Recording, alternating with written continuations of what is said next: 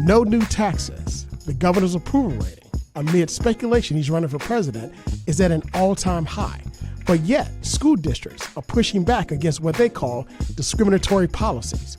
And is Virginia the best place to have a professional football team?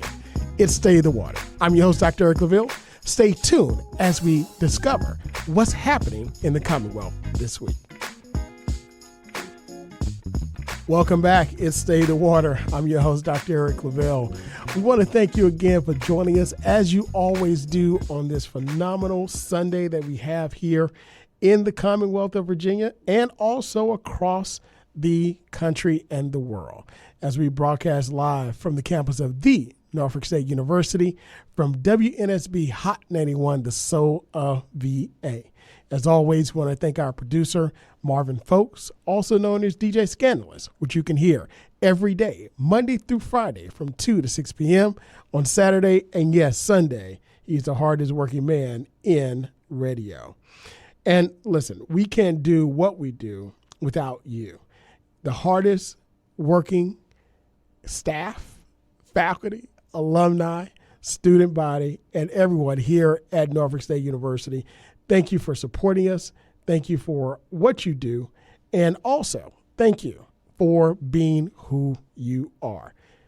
You know, there's a lot that goes on here in the Commonwealth of Virginia. You know, I talk about it all the time. The Commonwealth is a wealth of great things that are happening. Not just here, but also it impacts, you know, us all across the country. You know, one thing about the Commonwealth is that it's never boring. So in this series, I like to cover what's happening in the Commonwealth this week. You know, this is part two, and just about every month we'll be talking about what's happening in the Commonwealth this particular week, this past week, rather. And you know, this is a mixed bag right now because the political primaries are over. Everybody's kind of gearing up for the general election, and people are getting their summers, you know, ready, you know, and Labor Day, the last day of freedom for the summer. So everyone's trying to get their last vacations in. So I'm really excited to cover, you know, this mixed bag of things that are happening in the Commonwealth. So let's start with something fun. The Commander professional football team. As we know, the Washington Commanders was sold for $6.05 billion from the last owner to the new owner. And there's speculation as, hey, we want to build a new stadium. So with the building of a new stadium, of course, Virginia is in the mix with the Washington Commanders football practice facility being in Ashburn, Virginia. You know, we believe that a lot of people believe it's the perfect place to have a stadium for the Washington Commanders. Currently, we know that it's located in Maryland. So Governor Glenn Youngkin was asked about the possibility of an NFL stadium recently in his visit there. And he said, you know, when they opened the door to training camp, owner Josh Harris, and this is according to the Commander's Wire, Josh Harris and Mitchell Rales were present. The pair spotted talking to legendary Washington quarterback Joe Theismann. Not only that, but also in attendance was Virginia Governor Glenn Youngkin. And as he was in town enjoying some football, greeting new owners, or talk business, that was the question. But they said perhaps all three. As a matter of fact, Virginia, according to the Commander's Wire, is one of the three localities hoping to build a new football stadium for the Commanders. Washington, D.C., and also Maryland. They've let it be known that they want the NFL franchise in their jurisdiction. But at one point, according to the Commander's Wire, Virginia looked like the most likely outcome for a new stadium until everything fell apart, you know, with the former owner, Daniel Snyder. But Governor Youngkin spoke with Washington, took pictures, signed autograph. He was also asked about the possibility of a new state in Virginia, and he was clear. He believes that Virginia is the best place for a new Commander Stadium. Quote, I believe Virginia is the best place to live, to work, raise a family, and it should be the best place to have a professional football team. So do you believe that this is the best place for it? Do you want the Washington Commanders here in Virginia? Well, that's not just what the governor is saying, but there's a lot of people I know who are saying we should have the Commanders located here in the Commonwealth. Of course, it's the default home team for the Commonwealth of Virginia, with the proximity being, of course, close to the tri-state area, of course, the DMV, as we call it. So could it be pretty cool? Have a professional football team or the professional football team located here. And then once we do that, we know we have to go for our professional basketball team. Of course, some of you remember the old ABA team, the Virginia Squires, that played here. And many are looking to resurrect that and bring it back. So there's a lot of opportunity here in the Commonwealth, and this is just one of them. So what do you think? Do you want the Washington Commanders Stadium to be located here? If so, let us know what you think. Go to WNSBonline.org. That's WNSBonline.org, and let us know through our social media. So not only is the governor touting the good things about Virginia, he's touting great place to live, great place to work, great place to do business, and touting the new owner, Josh Harris and Mitchell Rales, to bring the Washington Commanders here. But with that, according to The Hill on last week, they noted that Youngkin approval rating was at a record high. And this is amid 2024 speculation. Now, what's happening in 2024? We all know that is the year that we elect the next president of the United States of America.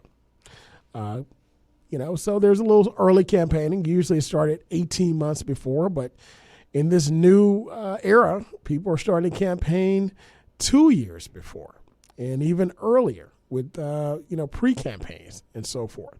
But a lot of people are asking now with the Republican Party itself really searching for their identity, searching for their next leader, actively looking for their voice in the midst of the overarching voice of former President Donald Trump, and who is still the standard bearer for the party, the GOP, still has a majority of support and votes from the those that would vote for a Republican candidate for president.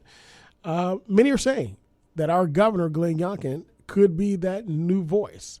As a matter of fact, according to The Hill, Virginia Governor Youngkin's approval rating reached a record high amid speculation about his political ambitions, according to a poll that was released last Monday. Now, it's stated that 57% of Virginia voters said they approved of Youngkin's job performance. Now, this is according to a Morning Consult survey.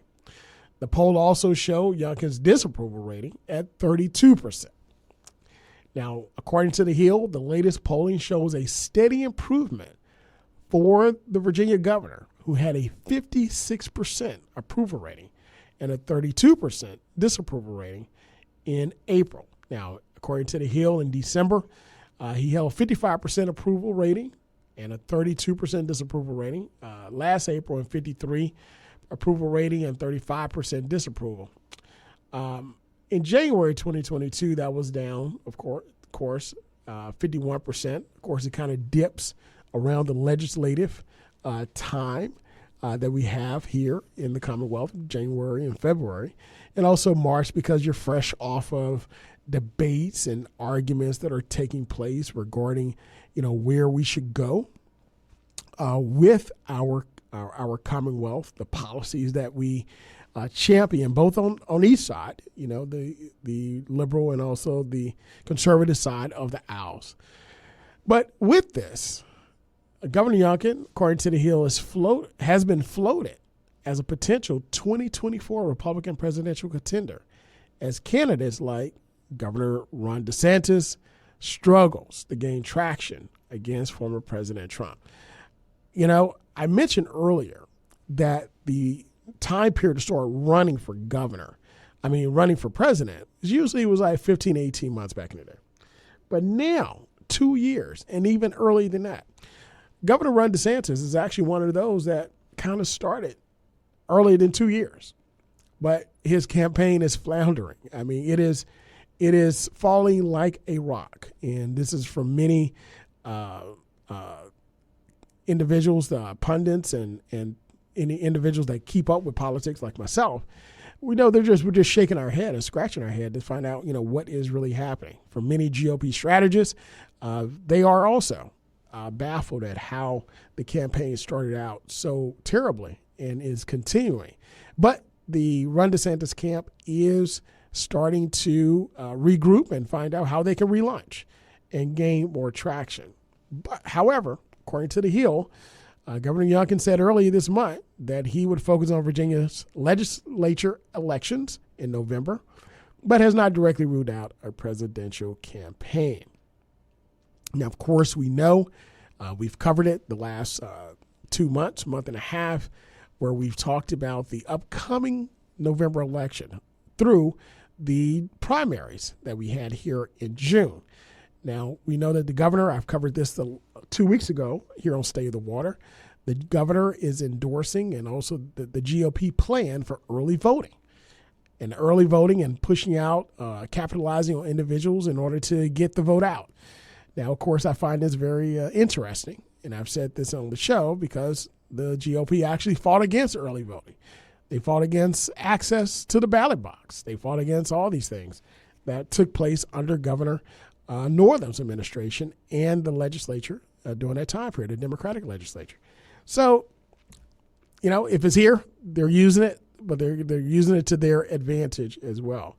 So with that, of course, he's focusing on November. However, hasn't ruled out. So according to The Hill, Youngkin will likely face logistical challenges if he jumped into the Republican presidential primary in November, given that the Iowa primary caucuses are in January. But still, the governor's strong polling and national presence signal what could stand to be a bright political future in the GOP. Now, of course, that poll that I mentioned, according to The Hill, has a 1% plus or minus margin of error. So what do you think? Is our governor, do you believe he is one that is ideal candidate for the Republican Party? Do you think he's one that can resurrect the party? Do you think he's one that can really speak to, what the party is doing and how the Republicans themselves should view themselves now and in the future? Or according to Fox News, Thomas Peterfy stated that Governor Glenn Youngkin is an ideal candidate for the Republican Party.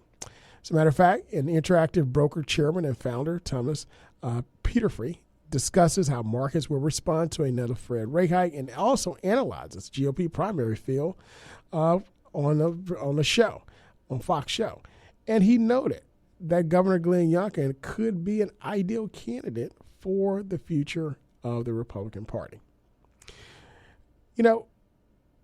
But just like any candidate, just like any one that takes a look at a certain individual and say, you're the future, or you can be a spokesperson for us, you're also going to have your detractors. You're also going to have your pros and cons.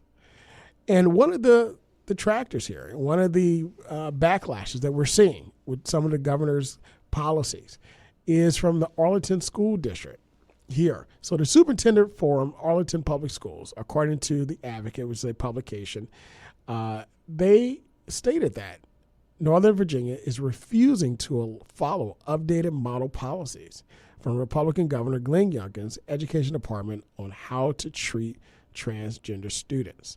So they're calling these, the Arlington Schools chief, according to The Advocate, it rejects Youngkin's discriminatory trans policies.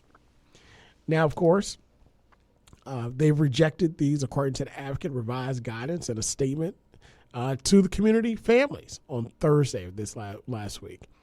And he recently received, this particular superintendent received a multi-year contract extension. Now, of course, Arlington is noted as a suburb of Washington, D.C. And the school system serves roughly about 30,000 students. So with that, again, he said that families considering Arlington for their children's education and those already living there, He said, can rest assured the school system is committed to non-discriminatory and inclusivity. So again, just as you have individuals that believe that they are the future, you also believe you have individuals that believe that, no, this is not the way of our Commonwealth. This is not the way that we should carry ourselves. This is not the way that we should be as a state. So you're going to see, again, your detractors. You're going to see individuals who are for you. But that's part of politics. That's part of what makes us good. And that's also part of what makes us the greatest state in the country. It's Stay the Water. I'm your host, Dr. Eric LaVille, and you're joining us again for what's happening in the Commonwealth. This week, we take a look at a lot of great things that are happening here in the Commonwealth from football. You know, the new Commanders owner is looking for a new stadium and where to build it. Is it the Commonwealth of Virginia? We're also looking at the governor and his touting of a great place to live here in the Commonwealth. And not only that, but also his approval ratings as there's speculation amid his possible run for president. And we're looking at individuals that are pushing back against the policies, such as the school board in Arlington. But not just that, but we have a lot of things that are going on in the Commonwealth. But not just the football, not just the governor running, but on the legislative side, there's also a push for no new taxes, or actually tax cuts.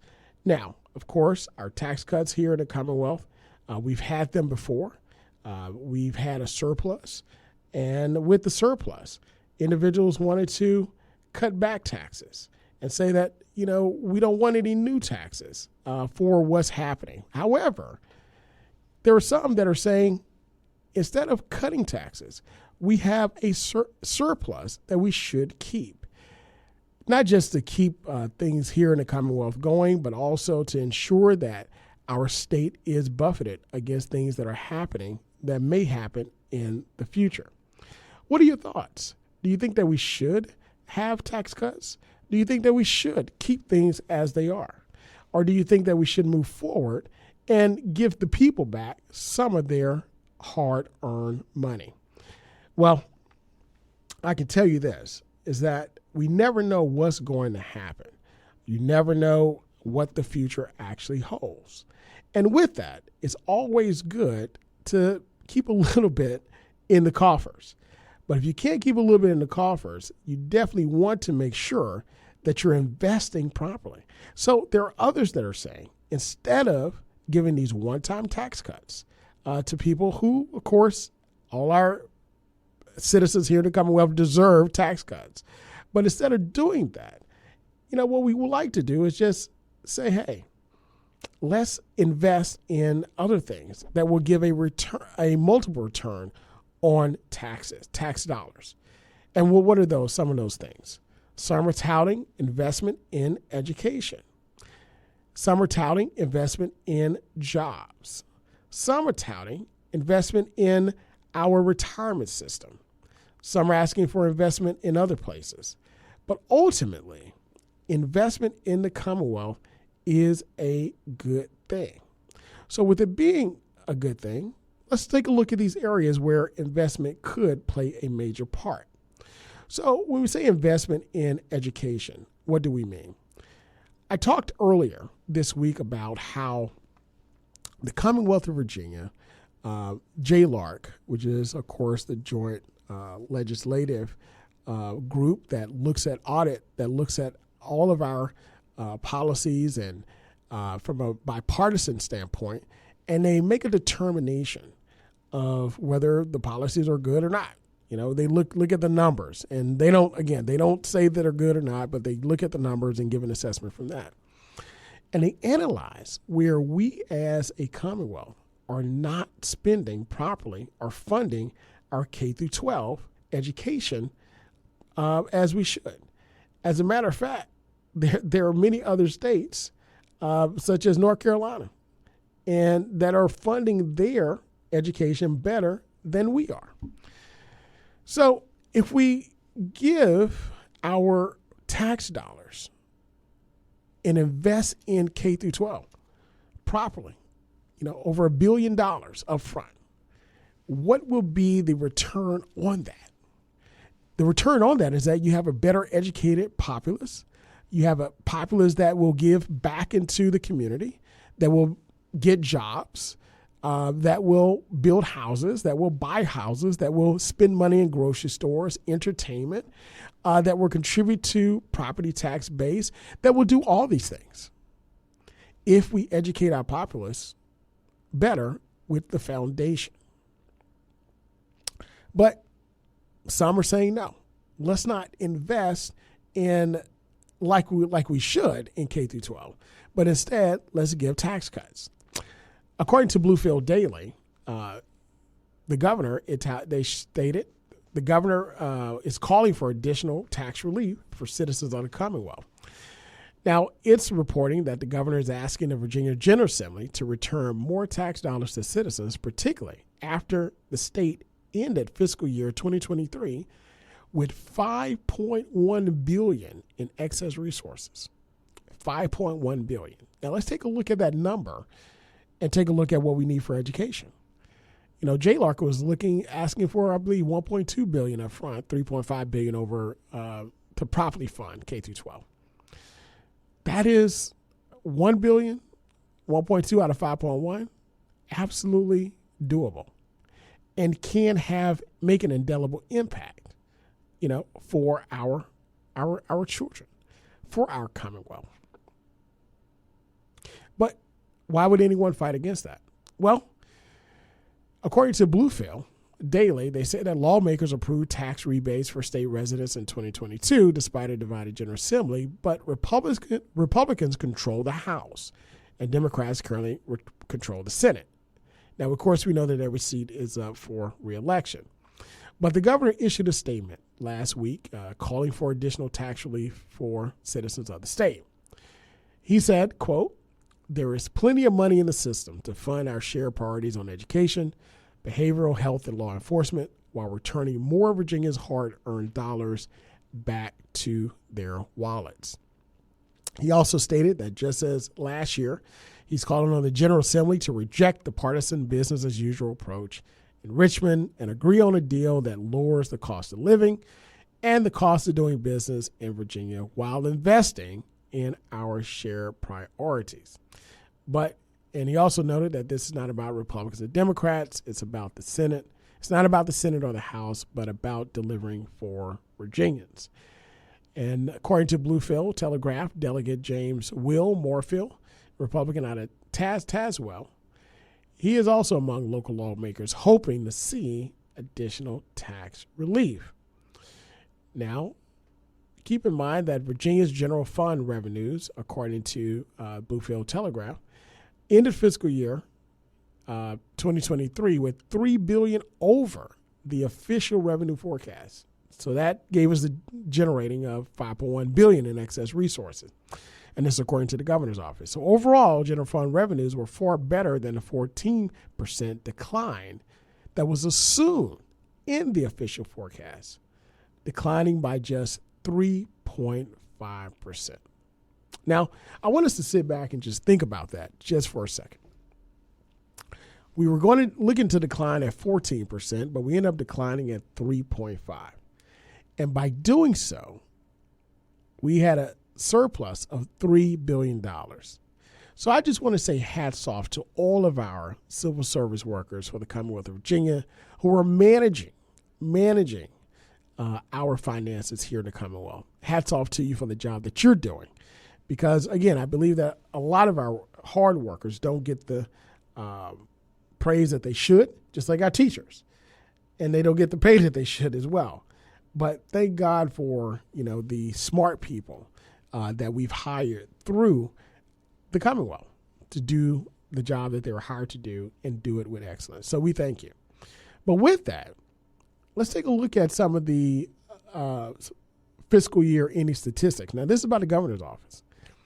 Sales tax collections increased by 3.9% compared to an annual forecast of 1.3% decline. Payroll withholding grew 4%.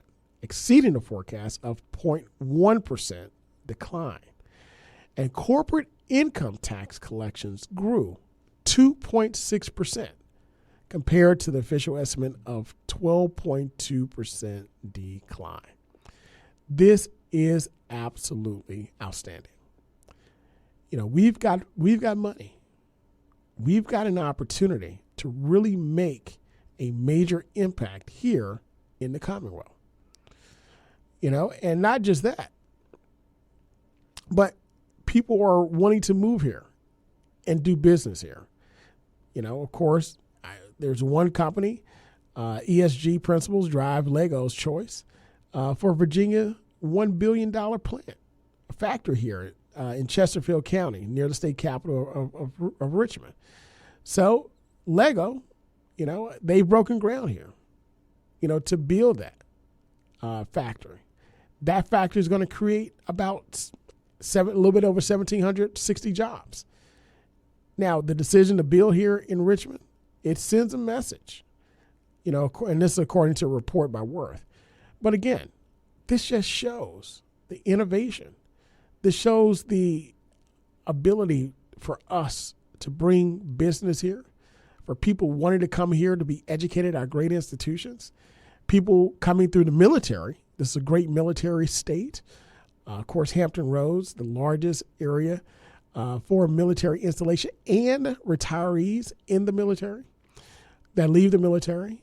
I mean, it is a wealth of opportunity, a wealth of jewels that we have here in the Commonwealth. A great place to work, as the governor said, great place to live and great place to do business. But it will only continue to be great if we invest our dollars wisely, if we invest our dollars in the things that really count. The tax cuts are good, but if we're finding that the revenue that we have is collecting at an appropriate rate or even outdoing the actual forecast that we have, then why give one-time tax cuts as opposed to reinvesting those funds so we can grow?